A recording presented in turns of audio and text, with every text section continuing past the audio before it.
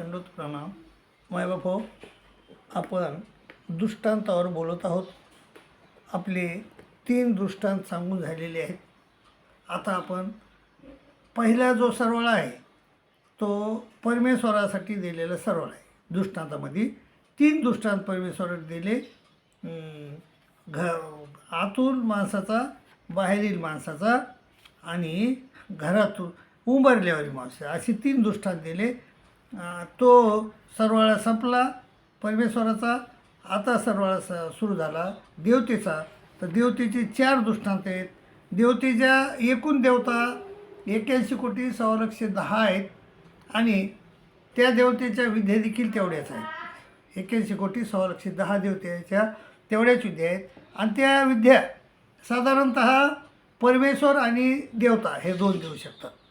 मग ज्ञानविग्रह हे वगैरे देवतेमध्ये आले आणि परदृश्य अवरदृश्य अवतार, उभयदृश्य अवतार हे परमेश्वरामध्ये आले. तर असे परमेश्वर किंवा देवता देवतेच्या विद्या देऊ शकतात. तर मायबाबा, तर देवता तर सगळ्या दृष्टीद्वारेच देतात. देवता आपल्या विद्या सगळ्या दृष्टीद्वारे देतात. परंतु परमेश्वर मात्र 4 प्रकारे देतो. दृक, स्पर्श, आलाप आणि अंतःकरण असे 4 प्रकारे देतात. त्या तर परमेश्वर देतात देवतेच्या विद्या 4 प्रकारे देतात. दृक, स्पर्श, आलाप आणि अंतःकरण. तर तेच आपल्याला आज बघायचं आहे.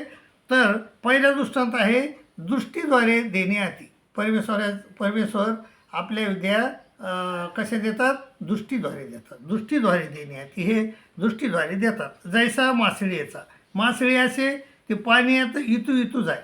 मग मासळी असती ती पाण्यात अंडे घालीत जाते आणि मागं फिरतून पाहते. मागे परतोनी मागे दृष्टी पाहे.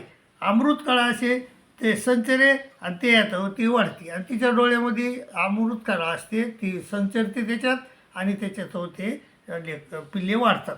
तसे परमेश्वराची दृष्टीपासून एका वेद संचरते, एकाला वेद संचरतो. जैसे भक्त म्हणजे महादेव भट्ट, महादेवबा भक्त, आणि बाईसाशी म्हणजे बाईसा, आपल्या बाईसा. आणि निधिवासाच्या सभेला, निधिवासाची सभा आकर्षून गेली होती. आणि पुन्हा भारद्वाज हा जालन्याचा पक्षी आहे. तो देवावर त्या खनपुरी भाटपुरीपर्यंत तो आला होता, बरोबर वेदला होता तो. तर असा वेद दृष्टीद्वारे वेद. तर दृष्टीद्वारे विद्या परमेश्वर कोणाकोणाच्या देतात? तर 4 ते 9 देवतेच्या विद्या म्हणजे स्वर्ग, सत्यका, सुगण, क्षीराब्दी, अष्टभैरव, ईश्वरूप आणि चैतन्य अशा 6 स्थानीच्या देवतेच्या विद्या परमेश्वर हे दृष्टीद्वारे देतात. आणि त्याला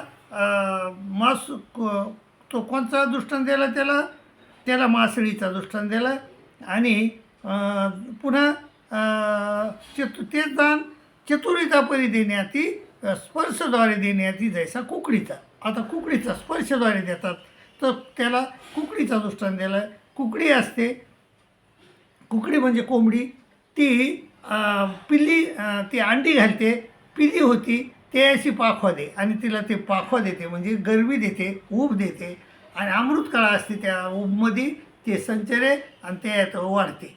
तैसे परमेश्वराच्या स्पर्शातो एका वेद संचरते. जैसे गोपाळाशी म्हणजे ते गोपचोंडूचे गोपाळ आहेत त्याला. गरुडा घोडे अशी म्हणजे आचलपूरचा गरुड घोडा आहे त्याला वेद संचारला.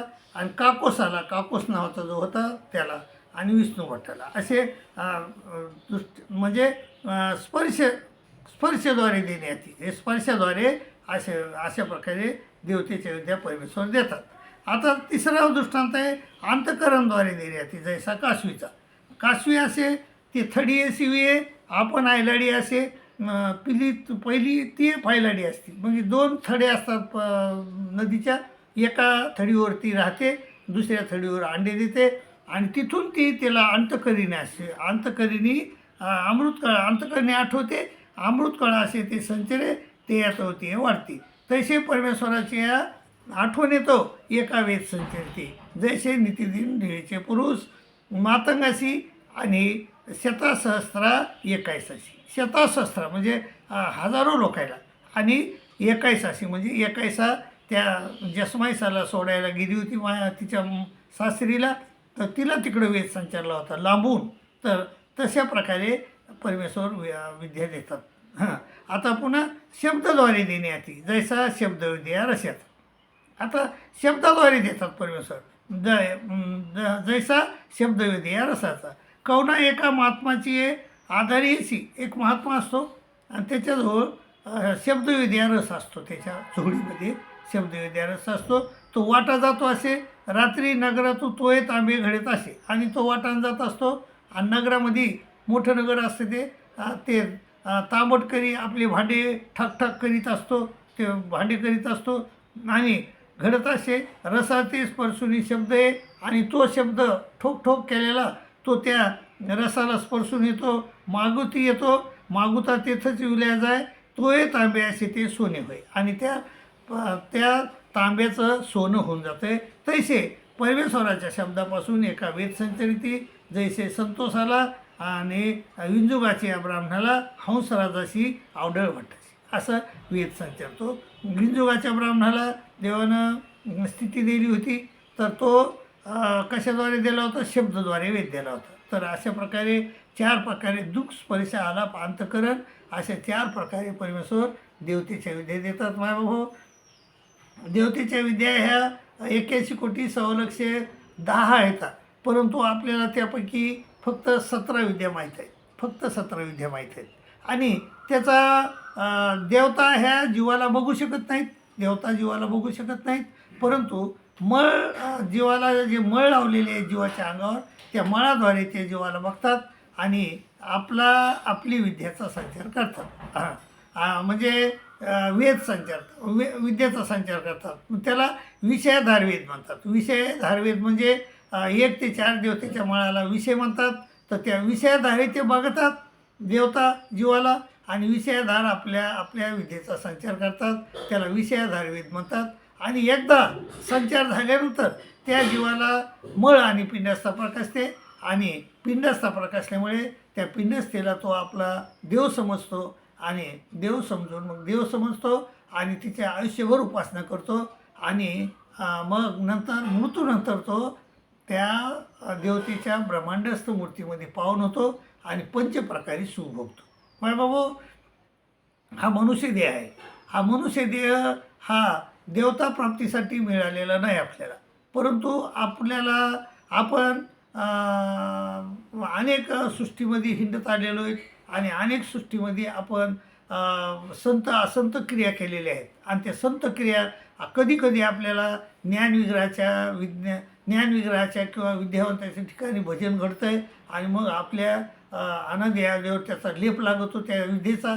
आणि ज्यावेळेस तो लेप परवडील आहे त्यावेळेस आपल्याला त्या देवतेची विद्या होते. आणि मग मनुष्यदेहामध्ये आल्यानंतर मनुष्यदेह आता एवढा चांगला भेटतो आपल्याला, तरी देखील आपल्याला ते जर देवतेची एखाद्या विद्या झाली तर आपल्याला त्या देवतेच्या विद्यामध्येच सगळं आयुष्य जातं आहे. ते मळ आणि पिंडस्था प्रकाशते आणि पिंडस्था प्रकाशामुळं त्या पिंडस्थेचा तो उपासना करतो तो जीव आणि मरेपर्यंत करतो आणि मृत्यूनंतर त्याला त्या देवतेच्या ब्रह्मांडस्थ मूर्तीची प्राप्ती होते. तर मायबाबा सगळं आयुष्य आपलं त्या देवतेच्या याच्यात जातं आहे. आणि शेवटी काय फायदा? तर शेवटी फळ संपल्यानंतर आपल्याला पुन्हा ती देवता आपल्याला पृथ्वीवर म्हणजे ह्या प्रपंचात ढकलून देते आणि पुन्हा मग आपल्याला चतुरीत कर्मफळाला जावं लागते. तर याच्यासाठी आपल्याला सर्वज्ञांनी एक दृष्टांत दिला आहे, पुढे येईन तो म्हणजे तुपा भाताच्या घासाचा दृष्टांत दिलेला आहे.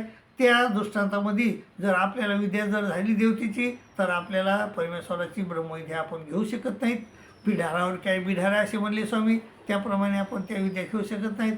तर याला उपाय काय आहे? याला उपाय एकच आहे, दुसरा फार मोठा उपाय आहे तो, आणि त्याला उपाय आहे परमेश्वराला अनुसरणे, देशाच्या शेवटी जाणे, झाडाच्या तळवटी बसणे आणि देवाचं स्मरण करणे. तर मग हा देवतेचा कारण परमेश्वरानं सांगितलं आहे अनुसरल्याशी देवत्व तिर्यंच होणे नाही. मग अनुसरला जो असतो ना त्याला देवता फळं होत नाहीत, म्हणजे विद्या होणार नाही, तिर्यंच तो होणार नाही. म्हणून मायबापो आपण अनुसरणं गरजेचं आहे. अनुसरण म्हणजे इथं अधीन होई जे इथून मधीतले ते की जे ते अनुसरण. नुसते कपडे घालून जर तुम्ही म्हणत असताना अनुसरलो मी तर मग कितीतरी कपडेवाल्याला अंगात येते का नाही कपडेवाल्याच्या आपण बघितलं का नाही. त्यामुळं कपडे घेणं हे अनुसरण नाही, पण परमेश्वराचं ऐकणं हे अनुसरण आहे. अनुसरणाच्या ठिकाणी दोन गुण गरजेचे आहेत. एक अधीनत्व आणि वचन परिपालन, हे दोन गुण गरजेचे आहेत.